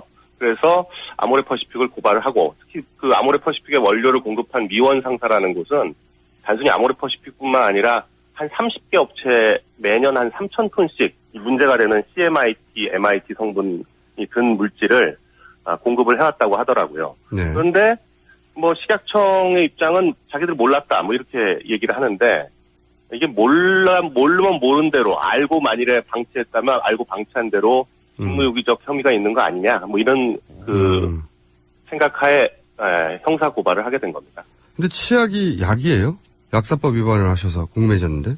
그게 이제 저희도 이제 그 전까지는 잘 몰랐었는데 네. 이제 의약품이라는 게 있고 예. 의약품까지는 안 되지만 의약 외품이라 그래가지고요. 네네. 이 의약품과 의약 외품을 전부 약사법에서 다루고 있습니다. 약은 아니지만 약국에서 파는 의약 외품까지는 약사법. 맞습니다. 네. 아, 그렇군요. 네. 사실은 약국에서 치약을 파는 것을 약국에서는 기뻐했을 텐데, 그죠? 네. 약국에서 파는 거, 의약 외품은 약국이 아니더라도 판매할 수가 있어요. 판매할 수는 있는데. 네, 다 슈퍼에서 팔잖아요. 지금은 그렇죠. 네. 지금은. 네. 근데 어쨌든 약사법의 위반에 해당되는 사항이다, 의약 외품은. 네, 네. 그러면은, 제목이 뭡니까, 정확하게는? 지금. 그러니까 저희가 이제 약사법 위반 혐의가 있고요. 네, 구체적으로. 그건 아모레퍼시픽하고 미원 상사, 여기에 이제 회사 자체도 되고, 거기 대표이사들, 네. 서경배 회장이라든지, 심상배 대표이사, 이런 분들이 이제 대표이사로 돼 있기 때문에 그분들 하고요. 네. 그리고 식약처와 관련해서는 직무유기니까 식약처장과 손문기 식약처장과 그리고 담당 공무원은 저희가 이름을 모르니까 이제 성명 불상자 이렇게 해가지고 전부 7명을 고발을 하게 된 겁니다. 근데 가습기 사건도 이게 만만치 않지 않습니까? 네네. 그 기업의 입장에서도 여기서 네. 잘못하면 기업이 망할 수준이 되기 때문에 쉽지가 처벌이 않을 것 같은데 어떻게 전망하세요? 그래서 이제 가습기 사건 같은 경우에 피해자가 95명이나 발생했거든요. 사망한 분들도 게다가 계시고요. 사망인데. 네, 사망도 꽤 많고 전체 피해자가 지금 95명인데 이거를 94년부터 시작해서 굉장히 오래 끈 사건입니다. 네. 그동안 피해자들 가족들이 굉장히 오랫동안 민사, 형사 여러 가지 고소고발도 굉장히 많이 제기했었고요. 그런데 전혀 그 검찰이나 법원에서 움직이지 않고 있다가 검찰에서 이걸 조금 수사를 하는 과정에서 이제 한 5년 전부터 지금 기소가 돼가지고 사건이 진행 중인데요. 5년 전부터 소송도 하고 형사적으로 이제 조사도 하고 있는데 근데 최근에 기소를 한 걸 보면 업무상 과실치사로 기소를 해가지고 이게 지금 재판을 하고 있는데 굉장히 그 재판이 어려워 보여요. 네. 왜냐하면 업무상 과실치사로 하면 이 업무상 과실이라는 게 일반적인 과실이 아니라 좀 더 중과실하고 비슷한 정도로 좀 어렵거든요. 이 테스트를 통과하기가 굉장히 어렵습니다. 네. 그래서 저희는 그걸 검찰에서 그렇게 기소하지 말고 저희가 이번에 적용한 조문이 약사법 위반 쪽으로 기소를 했으면 충분히 옥시 쪽에 책임을 물을 수 있지 않을까 이렇게 보는데 형사 검찰에서 판단해서 기소한 거니까요. 그건 그 사건은 좀 더 지켜봐야 될 것 같습니다. 그렇군요. 네, 왜냐하면 이 약사법 위반 조항은요, 단순히 그냥 꼭 누구한테 피해가 있거나 이런 걸 떠나서 그냥 국민 보건에 위해를 주었거나 줄 염려가 있기만 해도 처벌이 가능하거든요. 처벌은 가능한데 처벌의 정도는 어떻습니까? 정도는 이제 3년 이하의 징역이나 3천만 원 이하의 벌금인데요. 네. 업무상 과실치사도 그렇게 높지가 않습니다. 생각보다. 어차피. 네. 그렇군요. 근데 치약을 써서 정말 가습기는 사망까지 이르렀는데 치약을 써서 건강이 정말 나빠졌다. 이걸 증명해야 되는 건가요? 근데 이게 지금 이 화학 성분이라는 게요. 과연 인체에 들어와가지고 어느 정도 피해를 입히는지 사실 잘 모릅니다. 그렇겠죠. 그러니까 누가 그 생산하는 회사가 사람들한테 피해를 입히려고 하는 건 아니거든요. 네. 그리고 치약이라는 게 기본적으로 살균 세정 성분이기 때문에 어느 정도 약간 위해성이 있을 수도 있거든요. 근데 이제 그걸 얼마나 평가할 거냐의 문제인데 그래서 임상실험이 필요한 겁니다. 그런데 지금 아모레퍼시픽이나 미원상사 어디도 임상적으로 이게 안전하다 이런 걸 자료를 제공하고 있지는 못하고요. 실제로 이 성분이 문제가 돼서 임상실험을 하고 2011년부터 임상실험 결과를 거쳐가지고 이게 공기 중으로 해가지고 흡수가 됐을 경우에는 폐 섬유화가 일어날 수 있다. 이런 가정하에 2012년부터 환경부가 이 물질 자체를 유독물질로 지정을 한 거거든요. 네. 그런데 식약처는 지금 아주 만연히 그냥 이게 아주 미량이기 때문에 안전하다. 물로 씻어내니까 괜찮다. 외국에서는 15ppm까지 허용하고 있다. 이렇게 지금 얘기하고 있는데 이게 단순히 공기 중으로만 흡입된다고 주장하는 분들도 계시지만 피부나 입으로 통해서도 충분히 흡수가 될 수 있다는 연구 결과도 많이 있거든요. 그렇기 때문에 치약에 섞였을 때 이게 치약이라는 게 매일 사용하는 거고요. 그리고 꼭 어른들뿐만 아니라 애들도 사용하기 때문에 아이들 같은 경우에는 위험성이 또 전혀 달라지거든요. 그리고 아이들이 이걸 만일에 치약을 먹어보십시오. 근데 우글우글 하다가 입 안으로 들어가는 경우도 많이 있거든요. 그렇죠. 그럼 그랬을 때 과연 어떤 위험이 있는지에 대해서는 아무도 확신할 수 없는 겁니다. 그런데 그냥 단순히 미량이다 어떻게 얘기하는데 지금 미량인지 아닌지도 사실은 정확하게 밝혀진 게 없어요. 그렇죠. 이빨 닦다가 많이 마시는 사람도 있을 수 있죠. 충분히. 그러니까 어른들이야 그렇게까지 안 하겠지만 아이들 같은 경우에는 맞습니다. 굉장히 많이 먹거든요. 그래서 저희 막내 같은 경우에는 굳이 이제 초등학교 1학년인데도 이빨을 닦여주는 이유가 이걸 자꾸 먹을까 봐서 어느 정도 크기 전까지는 좀 이빨을 닦아주고 뱉으라고 하고 그러고 있거든요. 다정도 하시지. 변호사님, 이제 네네. 끝내야 되는 시간인데 네. 이렇게 어렵게 연결했는데 그냥 보내드리기 아쉬워가지고 한 가지만 더 질문드리면 정치 다시 하실 건가요? 그건 지금 결정할 수 있는 건 아니고요. 일단 뭐랄까요. 이미지 회복부터 해야 되지 않을까요? 스스로 망가지셨다고 생각하십니까? 저나 우리 김어준 씨나 같이 회복하시죠, 네. 저는 다 회복했습니다. 그럼 아직 요즘 또 뭐 걸린 것도 좀 계시잖아요, 그래도. 있죠. 하지만 불패입니다. 네. 현재까지는. 네. 여태까지 그러시더라고요. 예. 아주 뭐, 법적 투쟁을 변호사보다 더 잘하시는 것 같아요. 법정이라고 불러주시고요. 네. 요즘 새누리당 잘하고 있나요? 글쎄요. 근데 뭐, 지금처럼 해가지고야 굉장히 어렵지 않겠나 하는 생각이 들 정도로 네. 좀, 뭐랄까요. 방향을 못 잡고 있는 것 같은데요. 역시 내가 있었어야 해. 이렇게 생각하십니까? 아니, 그건 전혀 아니고요. 그러나, 뭐, 일단, 국민들에게 신뢰를 내년에 받기 위해서는 이렇게 해가지고는 좀 어렵겠다는 생각은 많이 하고 있습니다. 신뢰를 받기 위해서라면 어떻게 해야 되는지만 말씀해 주시고 오늘 마치기로 글쎄요, 하겠습니다. 뭐, 진정성이 엿보여야 되는데, 뭐랄까요, 대표가 단식하는 거에 대해서 국민들이 과연 얼마나 공감하고 있는지, 뭐, 이런 거, 아주 단적인 거 한두 가지만 보더라도, 네. 국감 거부하는 거에 대해서도 여당으로서 책임 있는 자세인가, 이런 생각도 들기도 하고요. 뭐, 그런저런 얘기는 또 기회가 되면 또 말씀드리도록 하겠습니다. 역시 변호사님은 정치 얘기할 때 목소리가 밝아집니다. 네. 오늘 여기까지 하겠습니다. 감사합니다. 네, 감사합니다.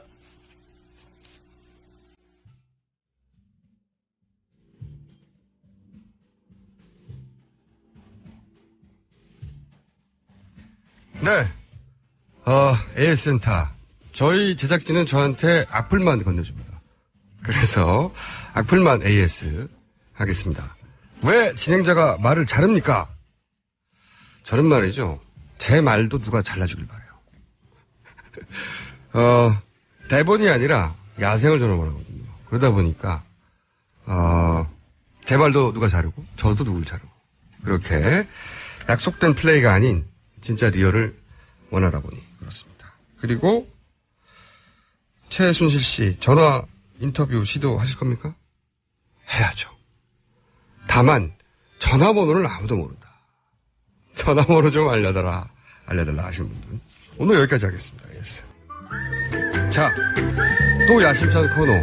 야심차지 않은 코너는 하나도 없는데 매번 전 코너보다 더 야심찬 코너.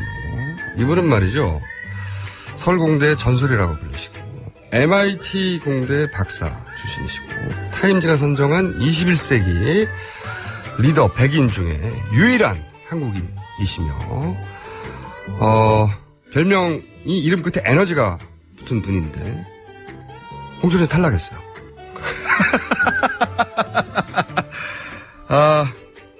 김진애 전 국회의원님 모셨습니다. 안녕하십니까? 네, 안녕하십니까. 네, 이런 화려한 경력을 가지고 공천에 탈락하신. 공천에 탈락한 게 아니라 경선에서 제가 실패를 했습니다. 네. 네. 정확하게 말하면은 경선 탈락이네요. 네네. 네. 자, 경선에서 탈락하신. 그런데, 이분을 아시는 분도 있고 모르시는 분도 있겠지만은, 제가 오늘 입고 오신 패션을 보고 깜짝 놀랐습니다. 사람들이 인정하지 않지만 전 패션 감각이 대단히 높은 수준에 도달한. 아하. 네, 눈이 있는. 정말로 놀랐어요. 제가 왜냐면 멀리서 보고, 20대 이제 세련된 분이 걸어온다고 생각했는데, 의원님이 걸어오셔가지고. 그러니까 제가 국회에 있었을 때는 네. 그때는 할 수 없이 그냥 정장을 좀 하고 다녔고요. 이게 원래 제 복장입니다. 원래 이렇습니다. 눈앞에 다가왔을 때는 제가 실망했죠. 이분이었구나. 그게 진실이었습니다. 굉장히 깜찍한 복장. 모자, 빵모자라고 불러야 됩니까? 저 뭐라고 불러야 됩니까? 굉장히 깜찍이라고 부르겠습니다. 깜찍이 김진애. 도시 이야기를 하려고 합니다. 유명한 건축가시거든요. 국회의원 되기 전에는 건축가로 이름을 날리셨고, 다시 이제 건축가로 돌아가신 거죠, 그죠? 건축 실무 일을 하지는 않아요. 지금은 주로 이제 건축과 도시에 대한 입과 말로서 할 수 있는, 글로서 할 수 있는 일을 주로 하죠. 자, 도시 이야기를 선택한 것이 건축가에게는 당연한 듯 하면서도 궁금합니다. 왜 도시 이야기를 하겠다고? 그거 사실 제가 택한 게 아니라 여기서 택해준 건데, 저는 김어준 총수께서 도시 이야기에 대해서 각별하게 듣고 싶은 게 있어서 저 부른 줄 알았는데요. 이거는 저희 작가의 음모입니다. 근데 이제 이거 한 가지는 도시 이야기를 하면은요, 사실 인간의 모든 것에 대해서 얘기를 할 수가 있거든요. 우리 인간 사회에 대한. 그리고 이제 도시에 대한 게, 도시가 사실은 이제 정말 비극도 많고 불행도 많고 그렇잖아요. 인간의 그렇죠. 뭐 탐욕과 그다음 경쟁과 뭐 이런 것들이 다 모여 있는 건데. 산속에 혼자 살 때 역사가 이루어지지 않죠. 그렇습니다. 사람들이 도시에 모여 살 때 역사가 이루어집니다. 그런데 이제 가장 그래도 도시라고 하는 것이 정말 근사한 것이 인간이 만드는 것 중에 가장 위대한 게 전 도시라고 생각을 합니다. 그렇게 얘기하시는 분들도 많고. 모든 게 집약돼 있죠. 그리고 이제 그 이유가 뭐냐면은 모든 사람들이 참여를 한다는 겁니다. 자기도 모르게 도시를 만드는데 자기가 참여자가 된다는 거. 그게 굉장히 멋있는 거죠. 서울은 그럼 어떤 도시입니까? 그런 기준을 바라보면. 서울은 우리 서울 얘기하면은요 이상한 네. 데로 흘러갈 수가 있으니까 네. 오늘은 도시 얘기를 하시죠. 이상한 데로 흘러가는 걸 좋아해요, 제가. 그러면 전국을 빨리 찌르십시오. 자, 그러면 서울은 그런 기준으로 볼 때 훌륭한 도시인가요? 서울은 하여튼 이런 생각을 하셔야 돼요. 일단은 위대한 정말 이 자연을 가지고 있고요. 그다음에 이 역사 자체가 네. 특히 현대 역사 자체가 위대하게 될 수 있는 여러 가지 그 가능성들을 굉장히 안고 있는 부분이에요. 그런데 이제 아직도 그렇게 위대하게 될 수 있는 가능성이 많음에도 불구하고 그렇게까지 이루어졌느냐 이 부분에 대해서는 아직 갈 길이 멀죠. 그래요? 네. 아직도 서울은 영어로 쓰면은 in the making 하는 도시라고 생각합니다. 아직도 만들어지고 있고 아직도 역동적으로 움직이는 도시라고 그런 생각합니다. 기준에서 보자면, 야, 이 도시는 어느 정점에 도달했다. 네. 이 정도면 거의 하나의 완성이라고 볼 수 있다라고 하는 도시는 예를 들면? 그러니까 이 모든 도시들이 올라갔다가 내려가고 그러지 않습니까? 네, 현재 가령 기준으로 보자면. 지금 가령 이제 런던을 보시죠. 런던 같은 경우에는 뭐 17세기 이럴 때 굉장히 위대했다가 그리고 19세기 이렇게 쭉 해서 쭉 떨어지잖아요. 쇠락했다가? 그러다가 최근에 와서 굉장히 올라갔다가 지금 또 다시 좀 떨어지고 있거든요. 그러니까 도시가 어떻게 올라가고 어떻게 되니까 도시의 흥망성쇠라고 하는 거는 어떻게 될지 모르는데 저는 서울이 아직도 흥에 네. 최정점까지 오르지는 아직은 못했다고 못했다. 생각해요. 훨씬 더 잘할 수 있다. 그럴 수 있다고 생각합니다. 그럼 훨씬 더 잘할 수 있다고 했을 때 그 길을 인도할 사람이 예를 들면 서울시장이라고 치죠. 네. 서울시장이 혼자 할 수는 없지만. 네. 그런데 이제 서울시장이 가진 권한이 막강하니까 도시에 대해서는. 네. 행정 결정 권한이 있으니까. 지금 서울시가 그 시장에 따라서 확 변해왔어요, 혹시? 그럼요. 굉장히 그래요? 많이, 특히 지방자치 이후에 선거로 된 시장에 따라서 굉장히 많이 변했죠. 예를 들어서 오세훈 전 시장과 지금 박원순 현 시장 두 분 간에 확연히 드러나는 차이점은 어떤 게 있습니까? 도시의 관점에서 보죠. 뭐, 하나로 보면 하나는 패션 서울을 지향했었던 거고, 지금은 살아가는 서울을 지향을 하는 거고, 네. 뭐 이런 게 굉장히 다르죠. 근데 솔직히는 오세훈 시장하고 비교하기보다는 이명박 시장하고 비교하는 건 맞을 겁니다. 그래요? 저는 이제 오세훈 시장 같은 경우에는 네. 이명박의 뭐 일종의 뭐라 그럴까요? 배다른 형제 내지는 뭐 좀 하여튼 간에. 어떤 의미에서요? 그러니까 거의 비슷한 맥락으로 이어왔다. 보여주는 정치, 그러니까 보여주는 서울을, 보이는 서울, 보여주는 서울. 디자인 서울. 그러니까 디자인 서울이라는 말을 잘못 썼던 거죠. 그래서 이제 그런 아류로 보기 때문에. 본류는 이명박 이명박 시장이죠. 전 시장이었다. 그렇군요. 네. 그러면 그렇게 비교했을 때 확연히 차이가 납니까? 두 분이? 굉장히 차이 나죠. 근본적으로 가치관도 철학도 그다음에 지향하는 점, 도시에 대해서 보는 관점. 조금 더 구체적으로 말씀, 우리가 확 느낄 수 있게. 예를 들어서. 뭐 이렇게 얘기하면은 가장 좋을 것 같은데요. 청계천과, 예를 들어 청계천과. 그러니까 이명박 시장은 저지르는 스타일입니다. 근본적으로. 뭔가 도시에 뭔가를 저지르는 스타일이고, 확 지르는 스타일이고. 우리 박원순 시장 같은 경우는, 현 시장 같은 경우는 저지르기보다는 잘 마무리하고, 잘 관리하고, 다듬어주고, 보듬어주는. 눈에는 잘 안 다르죠. 눈에는 잘 안 띄겠군요. 눈에 잘 안 띈다고 본인께서 스스로 얘기를 하셨습니다. 뭐 아무것도 하지 않는 시장으로 기억되고 싶다. 이런 말씀도 하셨고, 그 뜻이 아무것도 하지 않는 게 아니라, 삶의 본질과 우리가 이제 도시 속에 모여 사는 이거를 이제 하겠다는 그런 말씀을 저는 듣고 있습니다. 그러면은 기왕 이렇게 얘기가 나왔으니까 그렇게 말씀하시는 걸 들어보면 이 도시와 그 도시를 책임지는 행정과 떼낼 수 없는 거네요, 지금. 그럼요. 절대적으로 관계가 있죠. 그리고 사실 이제 오늘 우리가 도시 이야기의 첫 시작을 그래서 도시에 대해서 얘기할 것도 많지만 뭐 주택 문제 무슨 뭐 이것도 지진 문제 안전 문제 뭐 많지만 사실 뭐 저기 총수께서 가장 관심이 있어 하실 게 또 정치 얘기 아니겠어요. 그래서 저는 사실 축구 오늘 얘기입니다. 그건 맞습니다. 그래서 이제 오늘 저기가 저는 사실 오늘 얘기하는 게 도시의 가장 중심이 되는 게 도시 리더의 역할이 중요한데. 그러면요. 마침 잘 근데 됐습니다. 왜 예. 요새 이 도시 리더인 시장들, 도지사들. 지방자치단체장들 이런 네. 사람들이 왜 이렇게 대선 후보로 자꾸 거론되느냐. 네. 이 부분에 대해서 저는 사실은 오늘 제가 답을 하기보다 제가 총수께 여쭤봐야 되는 거 아닌가 싶어요. 왜 이렇게 많이들 거론됩니까? 제가 질문하는 시간이니까요. 그 답은 제가 끝나고 말씀드리고 그러면 갑자기 궁금해지는데 철저하게 도시를 책임진 행정가 입장 네. 그런 평가 속에서 그러니까 정치적 역량 상관없이 네. 도시를 제대로 잘 가꾸냐 못 가꾸냐 도시 전문가를 모시기에 그런 기준으로 봤을 때 하필이면 또 대선 잠룡들이 다 남경필 경기도지사, 안희정 충남도지사, 원희룡 제주도지사, 이재명 성남시장, 박원순 서울시장까지요. 네.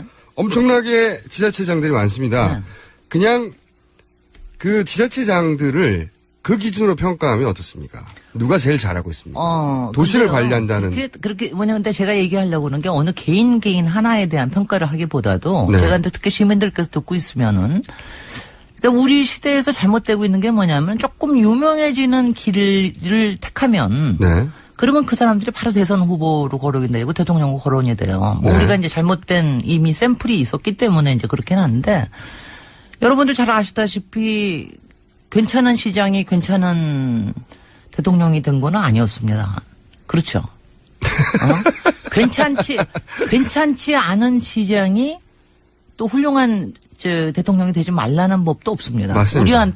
우리한테는 이미 이런 저게 있잖아요. 그래서 여러분들 잘 생각하실 때 그러니까 시장의 역량이라는 거 하고 또 도지사의 역량이라는 거 하고 그다음에 또 대통령의 역량이라고 하는 거를 좀 잘 구분해서 생각을 하실 필요가 있다라는 우선. 점을 저는 말씀을 좀 드리고 싶어요. 지자체장 정도 됐다고 해서 바로 대권 잠룡이 되는 것 자체가 마음에 안 드시는군요. 굉장히 마음에 안 들어요. 그리고 이제 그게 잘못된 게 그분들을 바라볼 때 도시 전문가로 바라봐서 그런 거 아닌가요, 혹시?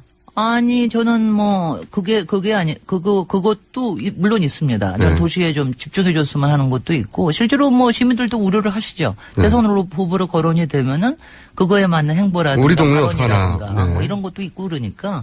근데 이제 이거는 분명히 있어요. 사실 시장 출신으로 대통령이 된 사람이 혹시 기억나세요? 누가 있는지? 네?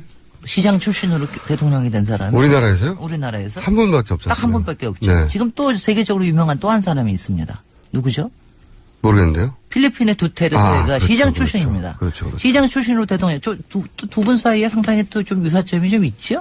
그런데 의외로 시장 출신으로 대통령이 된 사람들이 많지 않습니다. 맞습니다. 도지사 출신으로 대통령이 된 사람도 꽤 있어요. 근데 그건 이제 미국의 경우에 이렇게 많은데. 미국은 뭐 자연스러운 과정이죠. 근데 미국에서는 도지사가 우리의 도지사하고는 또 좀 다르거든요. 네.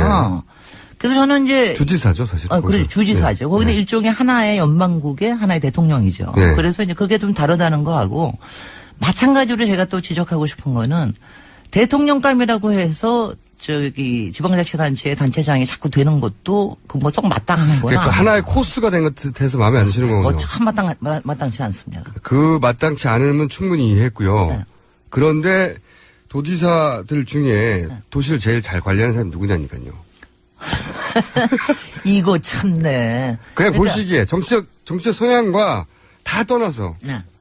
도시 관리는 잘하는데 도시 관리라고 볼 수는 없고, 이제 이거는 행정 전체적인 관리를 네. 얘기를 하는 건데, 저는 정책적인 관리라는 측면에서 봐서는 안혜정 도지사가 가장 잘한다고 생각을 해요. 그래요? 그 다음에 지금 패러다임을 바꾸기 위해서 하는 부분은 원희룡 도지사가 나름대로 역할을 하고 패러다임을 있고요. 어떻게 바꾸고 있습니까? 지금 제주도가 사실은 그동안 뭐 우금민 시장 도지사 있고 이럴 때부터 굉장히 개발주의였잖아요. 네. 근데 지금 이제 그걸 좀 바꿔가려고 하는 이런 점에서는 좀 상당한 일을 하고 있고. 도시행정의 관점에서 보자면 안희정 도지사와 원희룡 도지사가 나머지 분들한테는 좀 미안하니까 한 말씩 더 서울시장은요? 한다면 남경필 도지사 같은 경우에는 이게 이제 서로 협치를 한다는 개념을 뭐 얘기를 하는데 사실 그게 바로 국정을 생각을 하기 때문에 이제 얘기 나오는 것 같고 네. 박원순 시장은 저는 가장 시장다운 시장을 하고 있다는 생각을 합니다. 혹시 이게 TBS라서 그렇게 말씀하시는 거 아니에요? 뭐 이거는 왜 무슨 소문이 났던데요. 제가 박원순 시장에 대해서 상당히 비판적이라는 소문이 어딘가 나고 있는데 이거는 뭐냐면 제가 박원순 시장의 어떤 정책이나 어떤 행정에 대해서 저 비판하는 거 하고 네. 그다음에 시장의 역할로서 보는 거하고는 조금 다르다는 얘기를 해서 저는 시장다운 시장을 한다는 건 굉장히 중요한 모델을 지금 만들고 계시다고 생각을 합니다. 어떤 의미에서? 짧게. 이게 뭐냐면 종합행정과 그다음에 항상 시민의 편에 선다는 거. 특히 이제 박원순 시장 같은 경우에는 이거 오늘 왜 이렇게 돼버렸냐. 박원순 시장 같은 경우에는 그러니까 시대가 원하는 시장의 역할이라는 게 있거든요. 근데 그 역할을 굉장히 잘하고 있는 거예요. 시장님 칭찬 너무 많이 나와서 여기서 끊으려고. 여기서 끊는 게 좋겠습니다. 자, 그럼 앞으로 이 코너는 도시 중심 이야기를 풀어가는 것이고 도시 이야기는 사람 얘기하라. 네. 꼭 우리나라 얘기가 아니어도 등장하겠네 계속해서 그죠? 물론이죠. 네, 전 세계 도시들을 여러분들 질문 많이 해주시면은 궁금하신 거 많이 풀어드리겠습니다. 전 세계 도시를 다루겠습니다. 지금까지 깜찍이 김진애 의원이었고요. 저도 여기서 이제 마무리를 해야 될 것 같습니다. 다음 주에 깜찍이를 다시 볼 때까지 계속 제가 남아있겠죠, 아마도. 네. 내일 다시 뵙겠습니다. 감사합니다.